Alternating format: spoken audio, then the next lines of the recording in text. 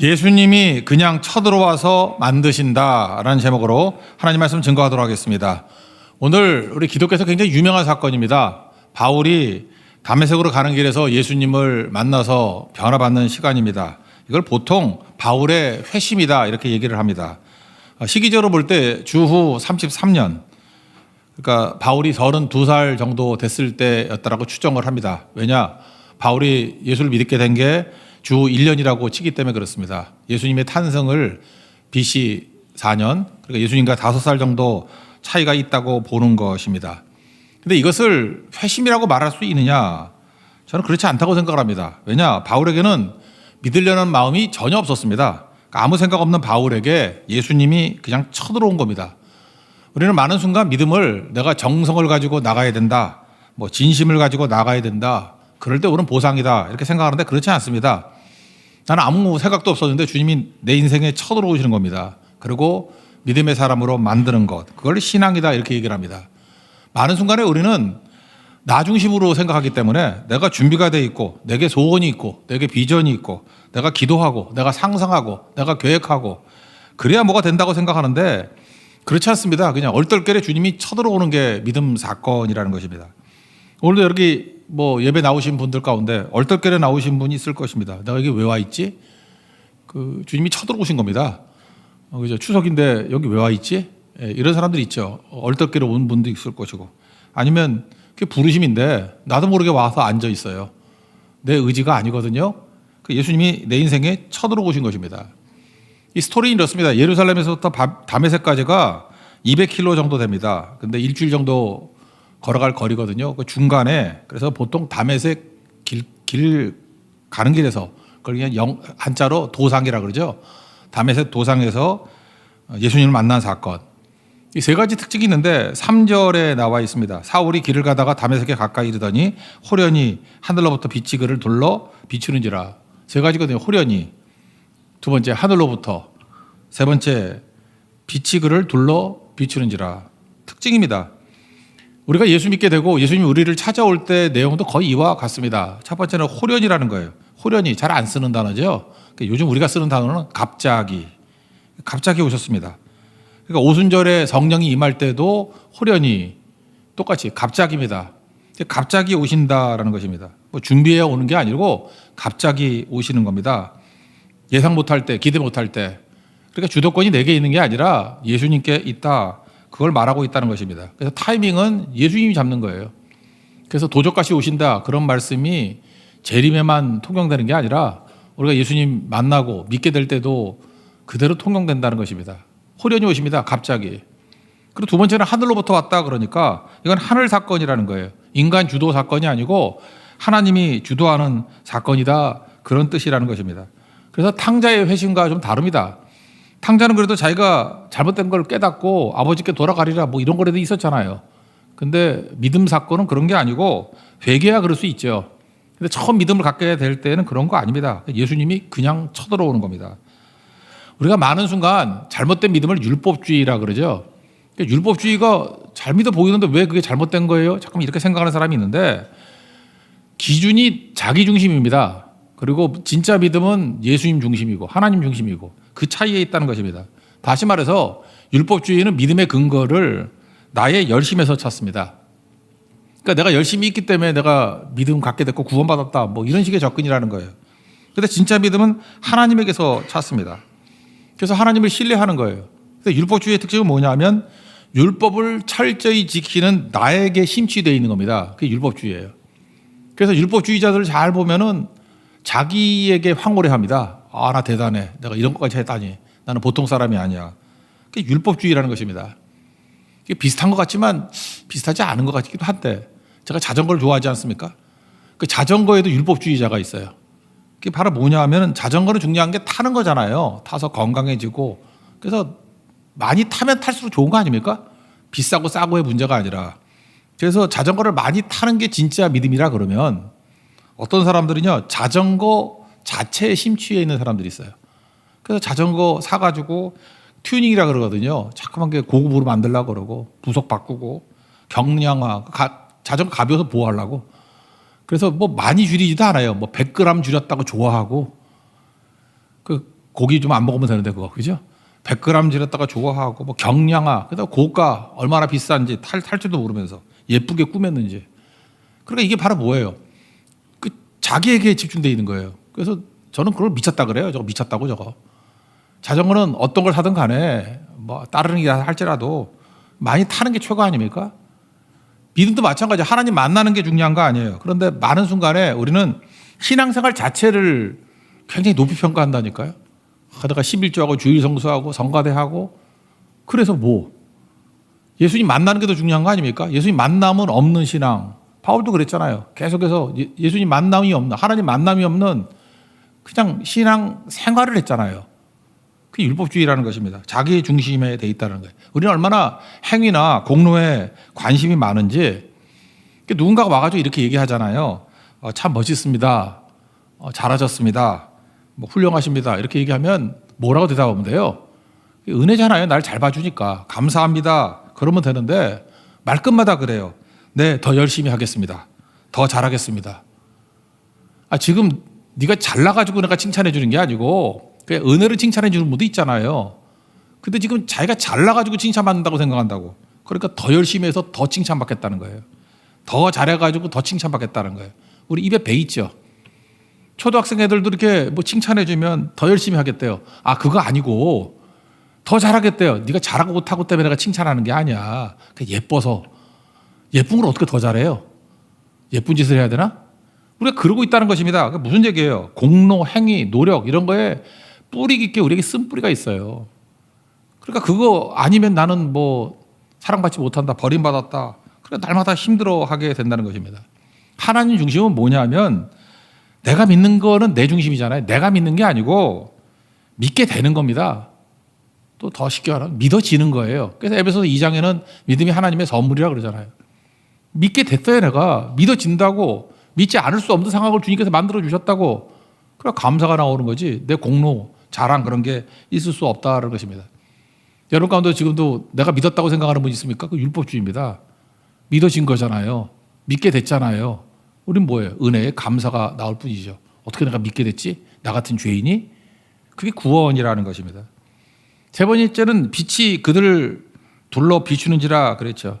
바울은 율법주의로 본다 그러면 정말 철저하게 믿은 사람 아닙니까? 그런데 어둠이었다는 거예요. 왜 어둠이죠? 하나님을 만난 적이 없어요. 그냥 신앙생활만 열심히 한 거라고. 그러니까 행위죠, 행위.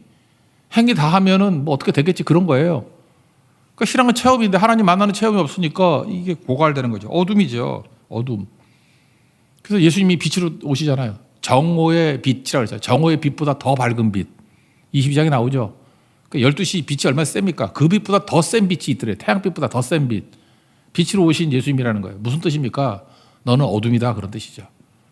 우리도 마찬가지지만 신앙생활 하는데 계속 어둠일 수 있다는 것입니다. 빛을 비추기 위해 오셨다라는 것입니다.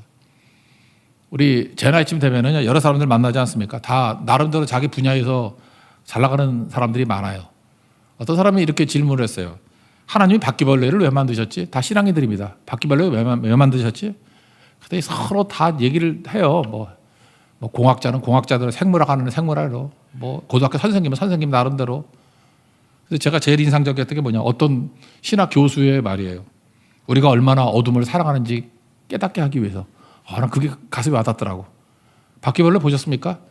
어두울 때는 막 돌아다니는데요. 빛이 탁 비춰지면은 막 도망가 버리고 난리를 쳐요. 그걸 보면서 내가 벌레구나 그런 생각을 하지 않습니까?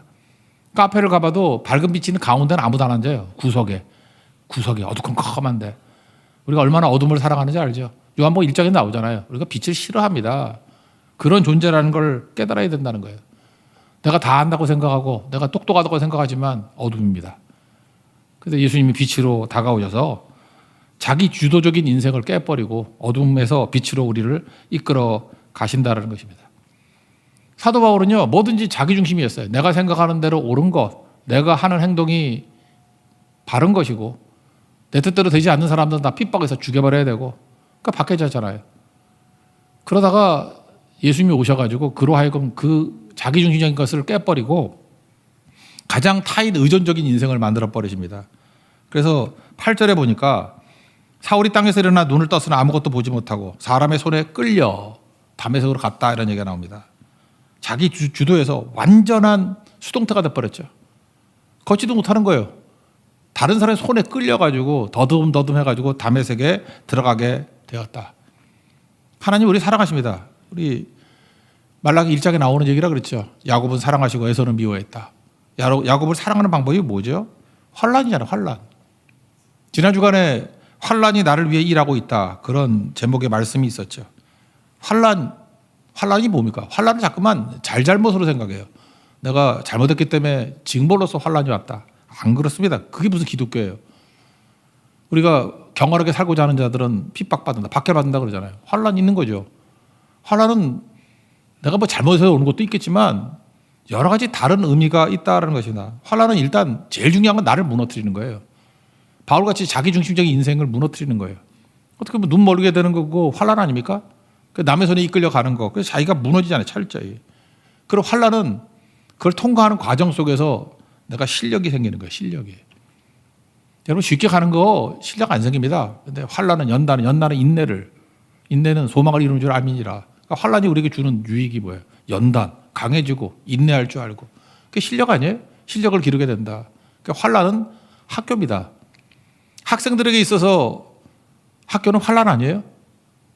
학교 가는 게 환란 아닙니까? 나 죽기보다 싫던데. 근데 환란을 당해야, 어떤 사람은 고등 환란을 당해야 대학 환란을 당하지. 그래야 대학은 환란을 당하는 거죠. 어떤 사람은 박사 환란을 당하고 포닥이라는 환란을 당해야 실력 있는 사람 되는 거 아니에요? 논문 쓰느라고 전 막 미치려고 그런 사람 많이 봤어요. 그 환란이에요. 엄청난 환란. 자기가 자초한 거 아니에요? 왜요? 실력이니까. 실력 쌓느라고 하는 거 아닙니까? 그거 없다 그러면 멍청이 되는 거죠. 환란 나가기 싫다 그러면 초등학교 졸업하고 중학교 졸업하고 멍청이 되는 거 아니에요? 그렇게 놔두는 부모가 어디 있어요? 환란은 학교입니다. 그래서 성경은 뭐라 그래요? 광야 학교다 이렇게 얘기한다는 것입니다. 그래서 이 과정을 통과한다는 게 거기서 얻는 유익이 엄청납니다. 설악산 가보셨습니까? 권금성이라는 데가 있죠. 대부분은 케이블카 타고 갑니다. 케이블카 타고 권금성 올라가는 거 또 재밌겠지만 그걸로 설악산을 봤다고 얘기하지 마십시오. 권금성을 걸어서 올라가면요. 왜 이게 권금성인지를 알게 되고 권씨와 김씨가 여기 숨어 있을 때 뭐 못 잡아가고 하는 얘기들을 알게 돼요. 뭔지도 모르는 분들 계시는데 걸어가는 것과 케이블카 타고 가는 것과 헬기 타고 가는 것 다릅니다. 쉬운 거는 못 배워요. 근데 힘들게 걸어가면 깊이도 있고요. 실력이 생깁니다. 뜻을 알게 돼, 의미를 알게 된다는 것입니다. 하나님께서 우리를 그렇게 이끌어 가신다라는 것입니다. 그러므로 이 바울에게 있어서 자기 자신을 깨버리고 또 하나 그를 실력 있게 만들기 위해서 지금 하나님께서 훈련하고 계시는 거예요. 그래서 많은 고난이 그를 기다리고 있다 그렇게 얘기를 하고 있죠. 여기서 중요한 건 뭐냐면 하나님이 우리를 부르실 때 그냥 우리를 쳐오시고 들어와서 하나님이 원하시는 뜻대로 우리를 만드신다는 것입니다. 이게 되게 중요한 거예요. 우리는 또다시 율법주의에 빠져 있는데 자기 행위나 공로가 중요하다고 생각하는데 우리 그런 생각하죠. 왜 하나님께서 바울을 쓰셨나? 그러면 왜 다른 사람 말고? 꼭 그런 얘기를 해요. 그가 뭐 갖춘 게 많아가지고. 우리 같으면 그러잖아요. 바울 말고도 뭐 병에서 고침받은 사람 쓸 수도 있고 또 아니면 죽었다가 살아난 나사로를 사용하면 얼마나 좋겠어요. 나 죽었다 살았다 뭐 그러면. 오순절 성령 체험자 120명 중에서 하나 뽑아가지고 쓰면 얼마나 좋겠어요. 근데 바울을 썼다 그러니까 우린 자꾸만 이거 설명하고 싶어져. 인과관계로. 로마 시민권자였기 때문에 그렇다. 글로벌 인재이기 때문에 그렇다. 헬라어, 히브리어 다 잘하기 때문에 그렇다. 바이링걸이기 때문에 그렇다. 조건이 좋아서 그렇다. 그렇다면 지금도 주의 일을 하려고 그러면 그런 인재여야만 합니까? 인재여야만 하나님께 쓰임 받아요? 내신 1등급만 쓰임 받나요? 교회 등록받을 때도 내신 갖고 와 그럴까요? 그러면 내신 9등급을 어떡할 거야? 명문대 출신만 쓰신가요? 아니죠. 하나님 쓰시는 거에는 관계없다라는 것입니다. 지금 사도 바울에서 보여주는 건 뭐냐? 그가 잘났기 때문에 사용됐다가 아니라 그의 인생 가운데 그는 인텔리였다. 소용없다 그 얘기예요. 그게 메시지예요. 권력자였다. 사내들이 공의원이었을 것 같잖아요. 권력자도 소용없다 그런 거예요. 바이올린걸 외국어 아무리 잘해봐야 소용없다. 로마 시민권 그거 아무짝에 쓸데없다. 그 얘기 아니에요 계속. 마른 막대기 같은 쓸모없는 사람이라도 예수님이 쳐들어가서 그를 만드시면 바울과 같은 사역자로 세울 수 있다. 그 얘기입니다. 그래서 은혜가 중요하다는 것입니다. 우리도 마찬가지입니다. 인재만 사용한다 그러면 하나님 못 오가는 겁니다. 예수님 못 오가는 거예요. 하나님이 능력이 없으니까 사람의 능력을 빌붙어 가지고 일하시냐? 그렇지 않아요. 가장 능력 없어 보이고 가장 무능해 보이는 사람도 쳐들어와서 만드시는 게 예수님이라고. 그걸 은혜라 그럽니다. 오늘도 은혜 가운데 오늘 예수님 만나서 믿음이 생기고 구원받고 승리하는 하나님의 종 되기를 바랍니다. 바울도 그런 고백을 하잖아요. 빌립보서 3장에 보면 잘난 척이에요. 내가 난지 8일 만에 할례 받고 뭐 이스라엘 중에 최고 골수고 열심으로는 박해하고 자기가 그래요. 흠이 없는 자라고. 율법으로는 흠이 없는 자라고. 그런데 두 가지를 얘기합니다. 내가 그리스도를 위해서 이 모든 것들이 해로 여긴다고. 해로움이라는 거 해로움. 그리고 모든 것을 잃어버리고 배설물로 여긴다. 배설물로 여긴다는 건 뭐예요? 그냥 가치가 없다는 거예요. 무가치하다. 더럽다. 해로 여긴다는 건 뭐예요? 유익이 하나도 없다. 그런 거죠. 은혜가 그런 겁니다. 오늘도 이 자리에 예배드리는 성도들, 여러분들 예수님 여러분들 인생에 지금 호련히 치고 들어온 겁니다.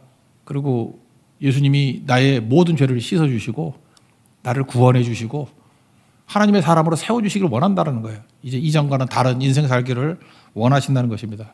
이거는 사람의 생각이 아니에요. 하늘로부터 온 부르심입니다. 우리가 이전까지는 어둠이었습니다. 예수님이 빛으로 오셔서 이제 빛의 자녀가 되게 만드셨습니다. 이걸 구원이라 그런다는 거예요.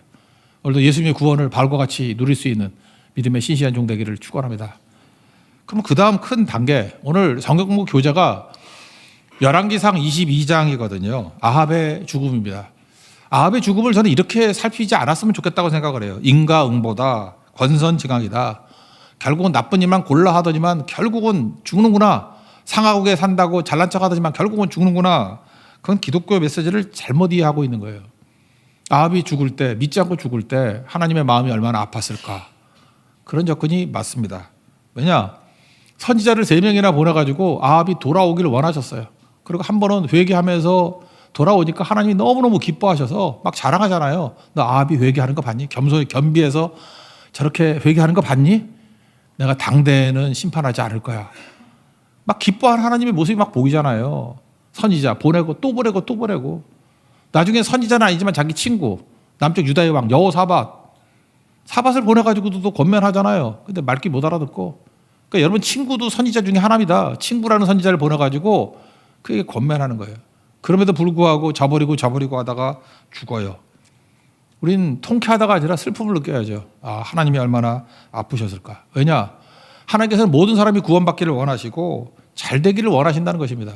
하나님이 여러분 벌 주기를 원하시는 분이 아니에요. 하나님은 높은 커트라인 만들어 놓고 꼴 좋다 해봐. 실력 있는 사람 몇 사람 뽑고 너희들은 다 탈락이야. 이런 분이 아니고 할 수만 있으면 다 붙여주기를 원하시는 분이에요. 여러분 실력을 갖춰가지고 예를 들어 커트라인 60점이라 그러면 커트라인으로 잘라버리는 분이 아니라 여러분을 훈련시키고 공부시켜서 60점 이상 합격되도록 도와주시는 분이라고.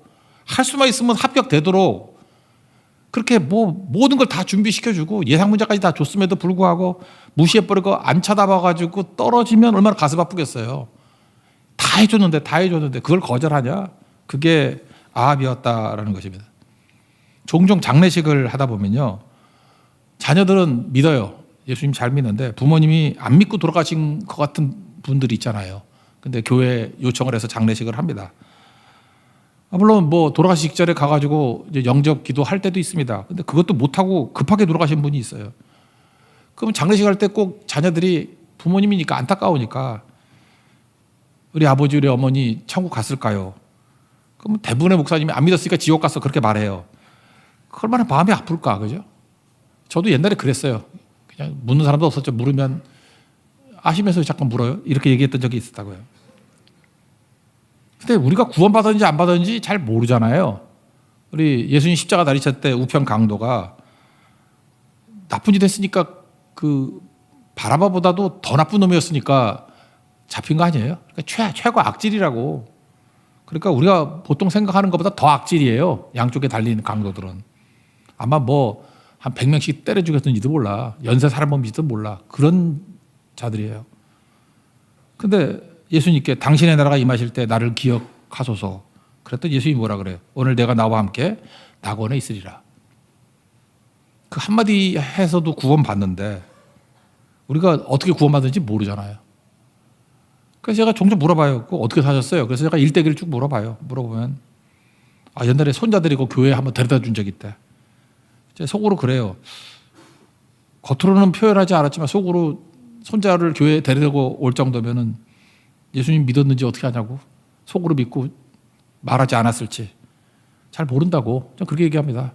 하나님 믿었을 수도 있고 하나님이 구원할 수도 있다고. 왜 제가 그런 식으로 얘기를 하냐면 우리는 구원을 얘기할 때요 미니멈으로 얘기하면 안 되고 맥시멈으로 얘기해야 됩니다. 우리가 다 모르잖아요. 그럼 어떻게 하나님이 구원하실지 않을지 어떻게 알아? 맥시멈으로 생각해야 된다고요. 근데 잘 보면은 어떤 사람들은요 할 수만 있으면 저거 구원 안 받았으면 좋겠다고 생각하는 사람도 있는 것 같아. 심지어 교회가 썩었다, 뭐 교회 다니다가 다 구원받는지 알아, 뭐 이런 사람 들어봤죠. 목사 누가 환상을 봤대. 천국에 갔더니 목사도 못 오고 뭐 장로도 못 오고 지옥에 갔더니 거기 다 유명한 목사 다 있다, 뭐 이런 소리를 하고. 그리고 뭐 좀 잘못하면 뭐 지옥 간다 그러고. 그게 하나님의 뜻일까요? 여러분 요한복음 3장 16절은 다 외우시죠. 하나님이 세상을 이처럼 사랑하사, 세상이 납니다. 나를 이처럼 사랑하사 독생자를 주셨으니 그를 믿는 자마다 멸망하지 않고 영생을 얻게 하려 하심이라. 그래서 내가 구원받았다. 이거 나로만 적용을 해요. 근데 17절 그 다음 절을 보면 하나님이 그 아들을 세상에 보내신 것은 세상을 심판하려 하심이 아니요 그로 말미암아 세상이 구원을 받게 하려 하심이라. 아들 보내신 예수님 보내신 목적이 뭐예요? 심판이 아니고 구원이랍니다. 심판의 나눠줄 보면 정죄거든요. 정죄가 아니라 구원이다. 그렇다 그러면 어떻게 하든 구원시키려고 하는 게 예수님의 뜻 아니에요? 디모데전서 2장 4절 보니까 하나님은 모든 사람이 구원을 받으며 진리를 아는 데 이르기를 원하시느니라. 그래서 우리 예수님 마음이 우리보다 좁겠어요? 훨씬 더 크겠죠. 그래서 함부로 여러분 어떤 이단들 보면 뭐 14만 4천만 구원받는다 그런 제한적인 게 있어요. 그런 하나님 아니에요. 전 세계 인구가 몇 명인데 14만 4천만 구원받아. 예수 믿으면 구원받는 거죠. 그죠? 그렇게 제한하고 그냥 자기들만 옳고 딴 사람들은 다 틀렸다라고 하는 것 자체가 이게 복음하고 거리가 먼 얘기라고요. 여러분 그 야곱이 창세기 주인공인 거 아시죠? 우리는 보통 아브라함 되게 좋아해. 그래서 아브라함이 시작이고 시작을 좋아하니까. 근데 창세기 주인공은요 야곱입니다. 아브라함은 야곱의 할아버지고요. 이삭은 야곱의 아버지고요. 야곱이 주인공이에요. 요셉은 야곱의 아들이에요. 야곱이 이스라엘 된 거 아닙니까? 이유가 뭐냐? 야곱은 처음에는 자기 중심적인 인생을 살았다고. 가장 인간적인 모습을 대표하는 거라고요. 그래서 바로왕 앞에 섰을 때 뭐라 그래요? 내 나그네 길이 130년이었는데 험악한 세월을 살았습니다. 하나님이 그에게 환란을 줘가지고 그죠? 뭐 이렇게 쫓겨다니고 환도뼈 박살나고 뭐 그냥 쉬운 적이 없었잖아요.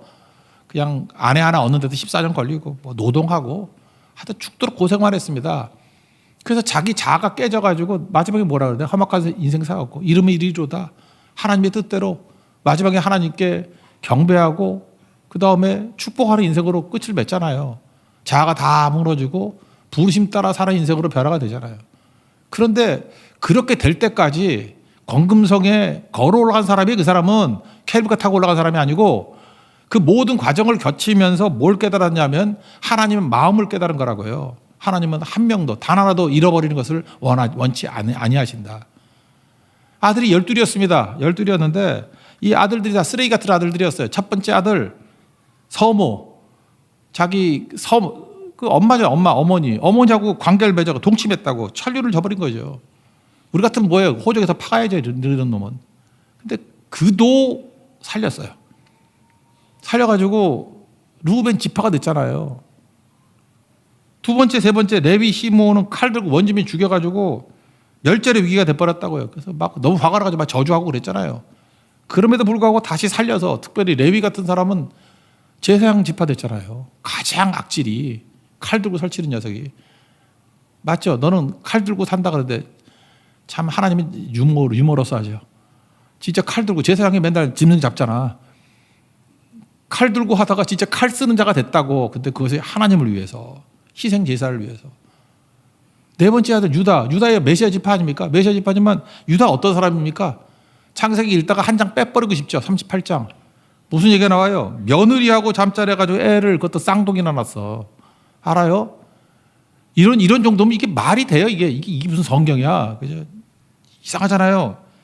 그런데도 불구하고 그거 버리지 않고 그가 12아들 중에 영적인 지파가 돼서 영적 장남이 돼버리잖아요. 거기서 메시아가 나온다. 유다 지파에서. 유다 지파의 사자가 되잖아요. 그러니까 무슨 얘기입니까? 12아들 하나같이 별별 일 없는 애들이었어요. 근데 버리지 않고 다 구원받겠죠.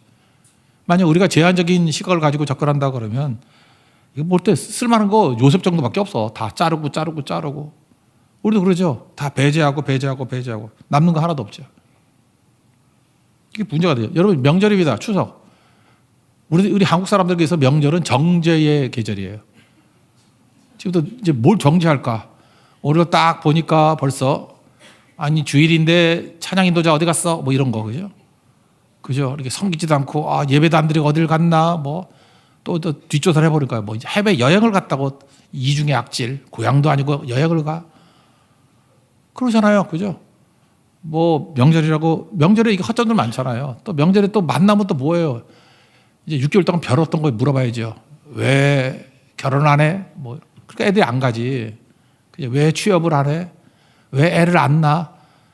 다 사정이 있겠지. 그거 그냥 듣기 싫은 소리만 계속 하는 거예요. 정죄하고 저거. 그리고 틀렸다라는 거예요. 그게 틀렸다라는 거. 그래서 너는 안 된다는 거예요. 누가 그러래? 누가? 자기가 불행하니까 다른 사람도 불행하게 만들려고 자꾸만 그러는 거죠. 자꾸만 약점은 잡는 거예요. 우리 뭐 얼마 전까지 찬양 많이 했던 홀로 걷지 않을 거예요 라는 찬양이 있죠.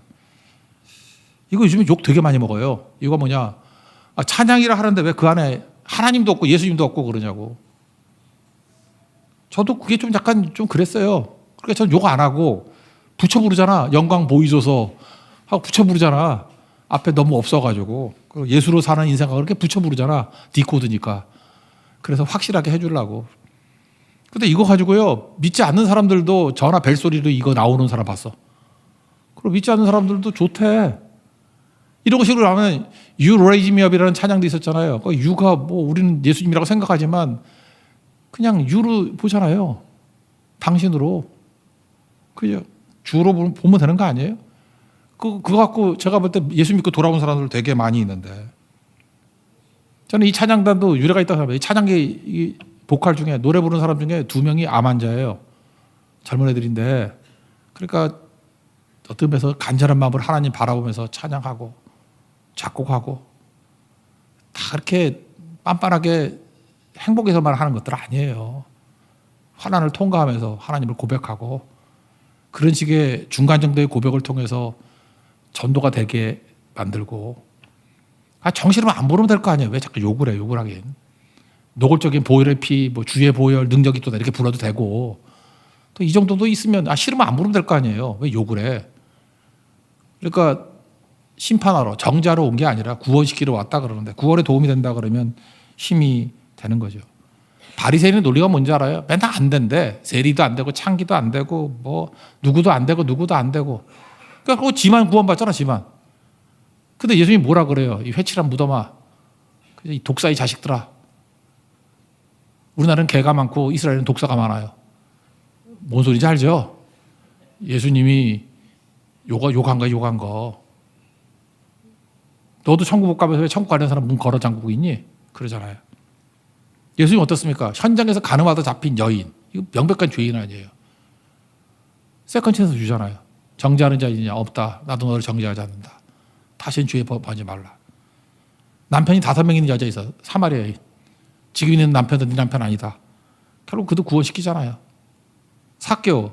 세리 장이에요. 세리들 아주 개로 여겼는데 세리 장이에요. 그도 너도 아브라함의 자손이고 구원이 오늘 이 집에 임했다. 예수님 구원시키러 온 거 아닙니까? 근데 왜 자꾸만 내가 결정하냐고. 내가 뭐 지옥 간다. 내가 내가 선악 까먹고 내가 하나님이에요? 하나님의 마음은 모든 사람이 구원받는 걸 원하신다는 것입니다. 그래서 내 오래 참은 곱하기 100은 해야 돼요. 내 용서 곱하기 100은 해야 된다고. 우리 정죄로 부르심 입은 자 아닙니다. 건지라고 부르심 입은 거예요. 이렇게 제일 잘 쓰임받은 사람이 누구냐? 아나니아입니다. 아나니아 같은 축복과 은혜가 임하기를 원합니다. 아나니아는 누구냐면 지금 바울이 다메섹에 가가지고 예수 믿는 사람들 잡아 쳐놓으려고 그랬죠. 죽이려고. 그러니까 다메섹의 기독교 책임자가 아나니아다 이렇게 생각하면 됩니다. 11절과 12절 보니까 하나님께서 아나니아에게 이렇게 얘기합니다. 직가는 이게 고든 길, 스트레이트, 그죠? 스트레이트예요. 스트레이트. 고든 길 있는 그 거리 이름인가 봐요. 대로. 거기에 사울이라는 사람이 기도하는 중이다. 그죠? 네가 안수해서 다시 보게 해줘라.